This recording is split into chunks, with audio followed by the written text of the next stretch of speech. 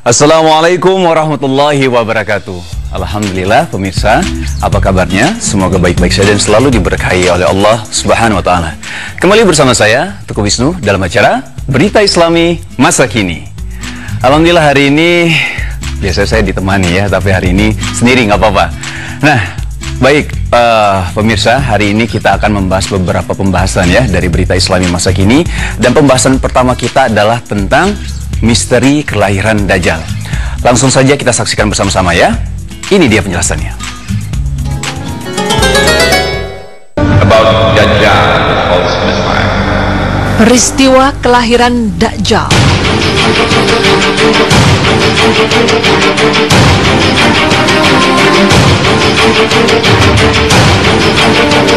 Pemirsa, di episode sebelumnya Berita Islami Masa Kini pernah membahas tentang sosok Dajjal. Seperti yang kita ketahui, Dajjal ialah makhluk yang sangat besar, tinggi, bahkan saking tingginya ada yang mengatakan tinggi makhluk ini sampai menjulang ke langit. Mempunyai mata satu dan dalam keningnya ada tulisan kafir dengan menggunakan bahasa Arab dan akan muncul ketika hari kiamat datang. Seperti sabda Rasulullah SAW, "Apa yang kalian perbincangkan?"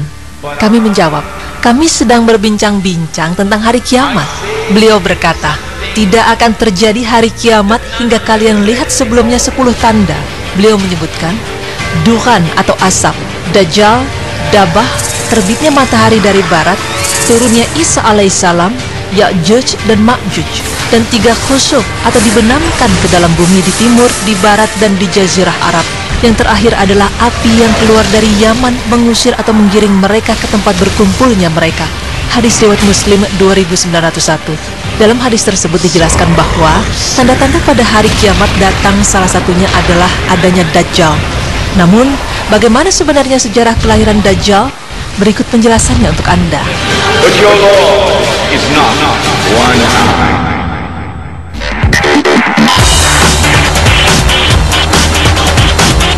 Ibu dan ayah Dajjal adalah penyembah berhala. Postur yang dimiliki oleh ayah Dajjal adalah berbadan tinggi, gemuk, dan memiliki hidung seperti paruh burung. Sedangkan ibunya berbadan gemuk, kedua tangannya panjang, dan memiliki payudara yang besar. Mereka adalah keturunan Yahudja yang telah menikah selama 30 tahun tetapi belum dikaruniai seorang anak. Rasulullah SAW bersabda, "Ayah dan ibu Dajjal itu melewati perkawinannya selama 30 tahun tanpa melahirkan satu anak pun. Kemudian lahirlah dari mereka seorang anak laki-laki yang buta sebelah matanya.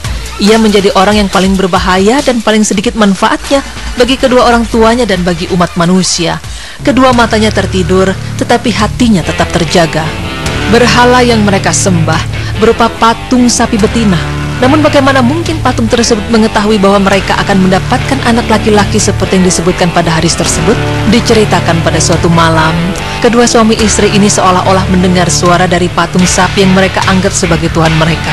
Kemudian patung tersebut memberitahukan kepada mereka bahwa sang patung telah meridhoi mereka dan berkehendak memberikan mereka seorang anak.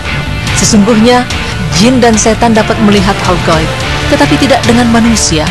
Jin dan setan bisa melihat apa yang ada dalam jasad manusia seakan-akan kedua mata mereka adalah sinar X sehingga bisa melihat kandungan sejak awal. Namun, jin dan setan tidak bisa mengetahui apa yang akan terjadi. Mereka juga tidak tahu apakah janin itu laki-laki ataukah perempuan. Namun pemirsa, mereka, jin dan setan mengetahui keinginan sepasang suami istri itu yang mengharapkan anak laki-laki. Karena itu, mereka memperdaya kedua manusia penyembah berhala itu seakan-akan mereka yang memberi karunia anak dan meminta korban-korban sebagai sesembahan. Demikianlah yang diperbuat oleh setan. Na'udzubillah min dzalik.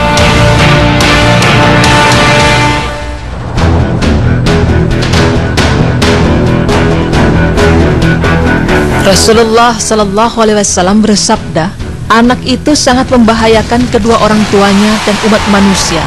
Dapat dibuktikan bahwa dalam manuskrip tersebut tertulis, karena anaknya sejak lahir diam saja dan tidak bergerak dan tidak menangis sebagaimana layaknya bayi, maka ibunya tidak dapat menyusuinya, sehingga ibunya terkena penyakit keracunan akibat tertahannya air susu, sehingga menyebabkan kematiannya. Sabda Rasulullah SAW tersebut membuktikan bahwa Dajjal telah membawa kesengsaraan bagi ibunya. Bukan hanya ibunya saja yang merasakan kesengsaraan tersebut, sang ayah pun merasakan hal demikian. Adapun kesialan yang dibawa Dajjal bagi ayahnya ialah, setelah kira-kira selama 4 tahun, Dajjal hanya diam dan tidur saja sejak kelahirannya. Pada suatu malam anak itu bergerak, merangkak dan berjalan seperti balita. Ia berjalan ke arah patung-patung berhala, kemudian tidur di sisi patung itu. Sang ayah pun bangun keesokan harinya dan mendapati anaknya tertidur di pangkuan patung Tuhan mereka. Ia mencoba memahami apa yang terjadi. Kemudian ayahnya memanggil tetangganya, dan berita itu menyebar luas. Penduduk sekitar berbondong-bondong datang untuk menyaksikan hal tersebut. Kemudian, hakim kota mendengar dan ingin memiliki anak itu yang dianggap dapat membawa berkah. Maka diutusnya mata-mata untuk membuat siasat. Maka dihadapkannya lah ayah Dajjal kepada hakim kota dan dipaksanya untuk mengaku bahwa kabar berita itu adalah hasil rekayasa dirinya semata. Karena itu ayah Dajjal dipaksa mengaku bahwa dia sendirilah yang telah mengangkat anaknya dan menaruh di pangkuan patung sapi tersebut. Karena ayah Dajjal menyangkal tuduhan itu, ia dipenjara dan disiksa. Sementara Dajjal diambil oleh hakim kota dan dirawat dalam istana. Dalam menghadapi siksa di penjara, rupanya ayah Dajjal tidak kuat lagi. Maka terpaksa ia mengakui kebohongan itu. Setelah ia mengaku, ayah Dajjal itu diusir. Maka tinggallah ia sebatang kara karena anaknya telah disita oleh tuan hakim kota. Dalam keterasingannya itu, maka meninggallah ayah Dajjal dalam penderitaan. Namun pemirsa, semua riwayat ini adalah tidak sahih.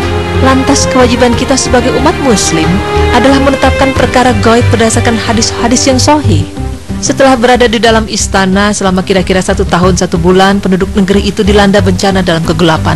Allah Subhanahu wa Ta'ala telah memusnahkan negeri itu dan ia memerintahkan Jibril menyelamatkan anak itu dan membawanya ke sebuah pulau terpencil yang terletak di suatu lautan luas yang disebut Laut Yaman. Pulau yang didiami oleh Dajjal dikenal dengan nama Jazirah Al-Su Ar-Rahib wa Ad-Dabah Al-Halba, yakni sebuah pulau yang terdapat ular mengerikan dan hewan berbulu tebal. Hewan melata yang berbulu lebat inilah yang telah menjaganya selama Dajjal mendiami pulau itu. Hewan ini disebut sebagai Al-Jassasah. Pulau itu berukuran kecil bagaikan tumpukan bebatuan. Pulau itu terpisah dari gugusan pulau-pulau yang banyak jumlahnya. Dan Dajjal sepanjang hari sepanjang tahun selalu tidur layaknya penghuni gua. Allah Azza wa Jalla berfirman, "Hai Jibril, anak itu adalah hambaku. Tetapi di akhir zaman ia akan mengaku sebagai Tuhan yang disembah di muka bumi. Aku akan mengutus hambaku yang lain untuk menyiksanya dengan siksaan pedih dan akan membunuhnya pada suatu saat tertentu yang tidak akan diingkari oleh hambaku. Orang tersebut adalah seorang nabi yang diutus pada suatu masa dan ia menjadi wali tanpa wahyu pada menjelang akhir zaman." Hadis riwayat Alim Haidar bin Arif Billah Abdullah bin Salam bin Syar. Riwayat tersebut tidak ada asal-usulnya secara jelas, maka dari itu kita sebagai umat muslim tidak boleh meyakininya. Lalu pemirsa, setelah Dajjal dilahirkan, berapa lamakah dia akan hidup? Rasulullah SAW bersabda, ia akan tinggal selama 40 hari. Hari yang pertama seperti setahun dan hari berikutnya seperti sebulan dan hari ketiga seperti seminggu. Kemudian hari yang masih tinggal lagi adalah sama seperti hari yang biasa. Dajjal akan hidup selama 40 hari saja.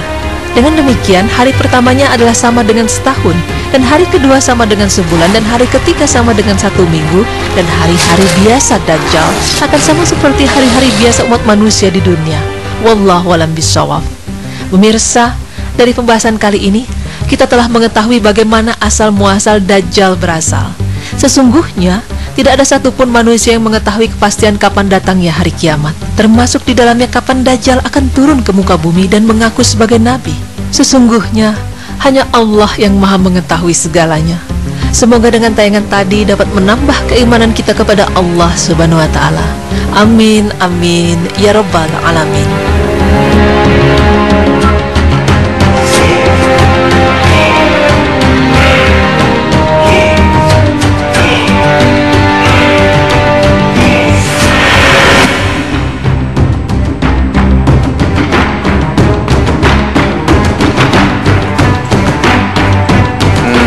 Oke, jadi nambah wawasan lagi nih ya. Memang sebenarnya pemirsa memang ada beberapa hal ya. Jadi saya pernah dengar pendapat memang kalau misalnya di satu sisi Dajjal ini memang sudah ada sejak dulu, ya dia sedang menunggu gitu, sedang menunggu. Ini ada salah satu pendapat nih seperti ini gitu ya. Jadi nanti dia akan turun pada waktunya, pada masanya gitu ya. Tapi di satu sisi juga memang tadi dijelaskan bahwa memang Dajjal ini dilahirkan gitu ya pada dari kedua orang tua yang memang sangat menginginkan anak, dan kalau tidak salah mereka sampai menunggu sampai umur 30 tahun gitu ya. Sampai akhirnya jin dan setan ini mempengaruhi kedua orang tuanya agar melakukan persembahan untuk mendapatkan anak, dan akhirnya lahirlah Dajjal yang dibilang seperti buta, sebelah matanya itu buta dan yang lain-lain lah.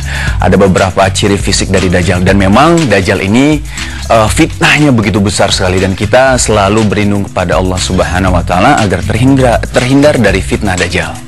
Baik, pemirsa, setelah ini kita akan membahas tentang penyebaran daging celeng atau B2 di masyarakat. Jangan kemana-mana, tetap di Berita Islami Masa Kini.